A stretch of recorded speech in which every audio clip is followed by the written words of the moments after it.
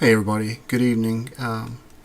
So I've got a little bit more alchemy to share with you that was hidden in some art. Can't remember if I've seen anybody show this before or not, but this piece of art that you're seeing right here is a wooden carving by Michelangelo, and it's called Crucifix. It was done in 1562. When I noticed it, it wasn't your standard crucifix, obviously, so it kind of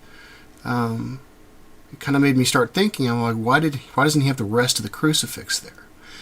And then I realized what is actually being shown, because Michelangelo is an anatomist, and he was hiding something in this piece of art. So I'd like to show you what he's hiding.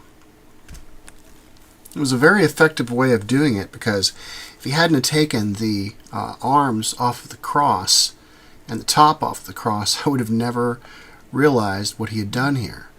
But it's very interesting to notice that the brainstem, all the way up, and if you notice right here in the chest area, it looks just like a man's torso and a man's legs going all the way down. And what else I noticed about it is the brainstem, as you know, gets thinner as it moves all the way down. And so I realized that one of the famous things that they do is they always have Jesus put one foot in front of the other when they show him on the cross.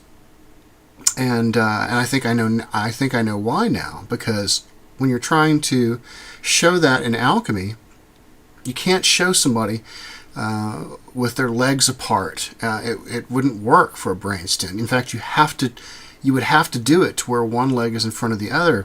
That's the only way that you get this look that you see right here. And you can see the crease down the middle of it. But that's the only way that you can get that look, would be to have them do that kind of thing. Well, just to make sure that that pineal gland was not a fluke or anything odd that I had found from somebody out there, I decided to pull up a Gray's Anatomy diagram of the pineal gland. And I'm using Salvador Dali's cross here because it was the only one I could find where the angle was pretty much the same. But you'll notice that in this diagram here, it looks like a man's torso, his body and his legs, and his head up at the top. And, this now makes complete sense why we always see the sun on the left side, the moon on the right side, and Jesus in the middle. And the reason why, and also you always see Jesus with the sun behind his head, and you also see the sun as Yahweh sitting in between the two angels on the top of the Ark of the Covenant, and as a sun. Because that's what the pineal gland is associated to. It's like a miniature sun in your head. In fact, actually, it's probably more like a miniature black hole, probably, when it starts working, because if we use the same correspondence that we see out in the galaxy, out in the Orion Nebula, which is clearly the archetypal, in the archetypal world, that is, it shows all the pieces of the brain, and all of these things are miniature archetypes that fit inside it, and it's obvious that that area is some kind of a vortex. And of course, we always see the eye as a vortex on all of these people like Buddha and Krishna, all these other ones. So, but then we also see it as a sun as well. So, suns and vortexes. And of course, we have the Orion Nebula, the very center of it. Of course, NASA had called that a black hole. But I digress. The point of showing this video to you is to show